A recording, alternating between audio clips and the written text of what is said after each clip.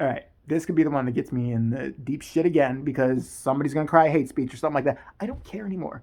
I just realized I don't give a shit. I really don't, and it's not. You'll understand why. So, I got, and I maybe because I've talked about Oprah in the past, that's why she keeps coming up on my timeline. But I saw my XXL Life presented by OWN Oprah Winfrey Network. Are we really going to go into Oprah Winfrey presenting something about obese people in America? I mean, pot, meat kettle. Does she ever look around, ever like just glance over her shoulder and see that ginormous thing she calls a butt? Like ever? The thing that's like balancing plates and like getting wedged in the door all the time and that Gail gets her face stuck in.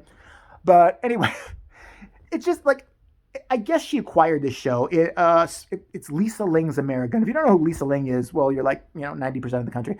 But she was a girl, like she's this Asian American girl who used to be on The View like 10 years ago. And then, I don't know, Barbara Walters beat her like one too many times and she cried and left and decided to do like important journalism and shit.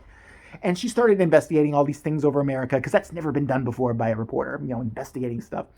And I just could not take this freaking special. Go look it up. Go look up my XXL Life. Okay, so first of all, you hear Lisa Ling, and there's nothing more pompous than a little stick figure bitch narrating a thing about people who are obese and overeating. There's no greater irony there, is there? But I just love her little documentary voice, like she's so concerned, and look, it's like in America there's an epidemic. It's called eating too fucking much, and it's spreading. So is the fat. But I'm sorry, I just had his joke. Okay, we're going to look in on several families and how it's affecting the youth of today. Okay. Then it starts. I'm going to say Latasha is waking up her daughter, Monique, for breakfast. Monique has a hard time getting out of bed. And not just because she's tired. So, I mean, Lisa Ling, the fact that Lisa Ling, the reporter, is laughing her ass off. Like, she has a hard time getting out of bed. Look at her wedged there like a beached whale. Oh, we can't say that. I'm sorry. But did you see her? Did you see her? We can mute this part, right? So they show the girl get up, and I feel bad for this girl. This girl's like 12 years old, and she's like, I think at least 300 pounds at this point. And like, nobody wants to be like that, I don't really think. And she looks like she's suffering, and I feel bad for her. She waddles on over to the table. She sits down, and then Lisa Ling's voice comes in right away again and goes, for breakfast, she's having a box of Captain Crunch and a 2 liter of Sprite and a bag of chips. This is her normal routine. And then you got her dumb mom sitting across from her. And I'm sorry, but shit, you're worried about your daughter. You're raising her. You should be fucking teaching her right from wrong. Because the mom's got a camera on her, all of a sudden gives a shit about what she's eating. She's like, now you're going to have to give up some stuff, right? What do you think you're going to have to give up? Everything that she can fit here that fits here for like a week. Like maybe solids for 2 weeks so we should get shit down and make her healthy again. Her dumbass mom goes, what do you think we should give up? And the poor girl's like, I guess we have to give up some of the sweet stuffs and sugar. How about all of the sweet stuffs, sugar, and anything over 100 calories? Let's start there. And her mom's like, that's right.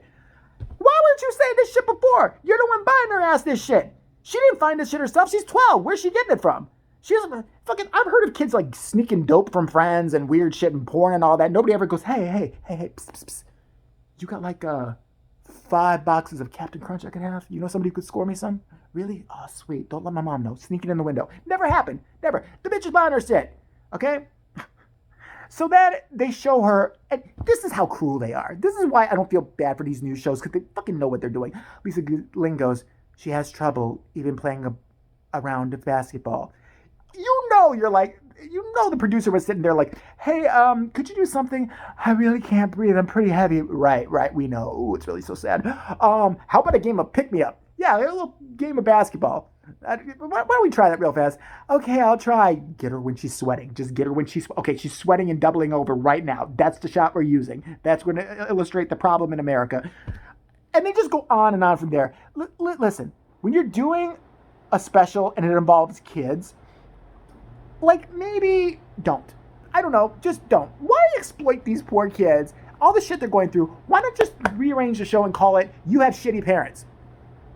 That's what you should call it. Be like, Today, we're going to examine not obesity in America, but dumbass, shitty parents in America who allow this kind of crap to happen. Let's look at the dumbassy mom who lets her daughter eat a bag of Doritos, one chocolate cake, and 85,000 gallons of chocolate milk for breakfast every day.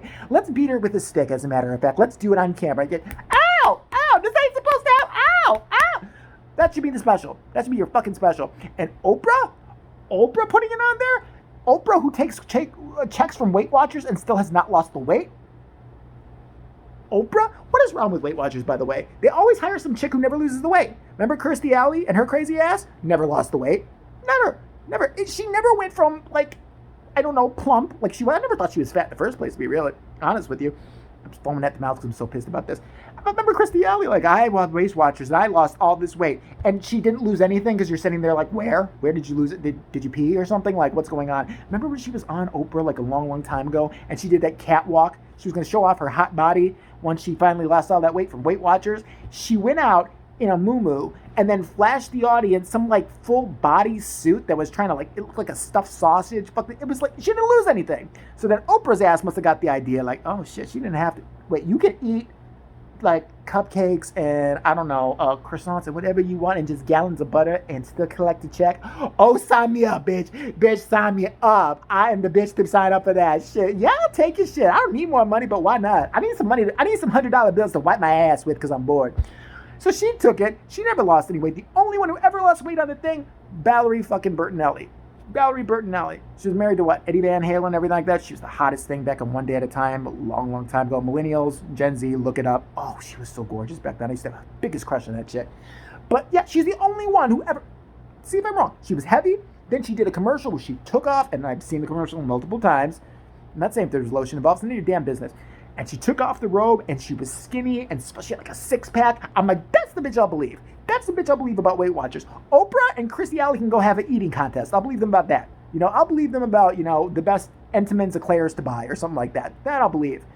But yeah, I just think it's so insulting, this, you know, my 600-pound life, my XXL life, and always a skinny fucker narrating it. You're not trying to help. You're trying to exploit. But again, that's bad speech, isn't it? Sorry.